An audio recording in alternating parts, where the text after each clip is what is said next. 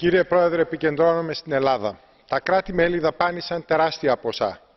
Οι Έλληνες έκαναν βαριές θυσίες. Οι στόχοι όμως δεν εκπληρώθηκαν. Γιατί? Γιατί η προσαρμογή έπεσε κυρίως όχι στο κρατικό δίαιτο πελατειακό σύστημα, αλλά στην παραγωγική Ελλάδα και στους πιο αδύναμους. Επιχειρήσεις, μισθωτοί, χαμηλοσυνταξιούχοι. Η υπερφορολόγηση και πλήρης έλλειψη χρηματοδότησης οδηγούν σήμερα σε κλείσιμο ανταγωνιστικές εξαγωγικές ελληνικές επιχειρήσεις. Το κράτος καθυστερεί χρέη 6 δις στον ιδιωτικό τομέα.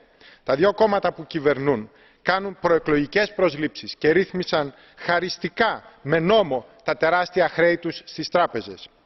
Η Επιτροπή δεν φαίνεται σήμερα να προτείνει κάτι σημαντικά καινούριο, όπως το σχέδιο 2020 που παρουσίασε πρόσφατα το ALDE, σχέδιο για περισσότερες ιδιωτικές επενδύσεις, ρευστότητα και θέσεις εργασίας.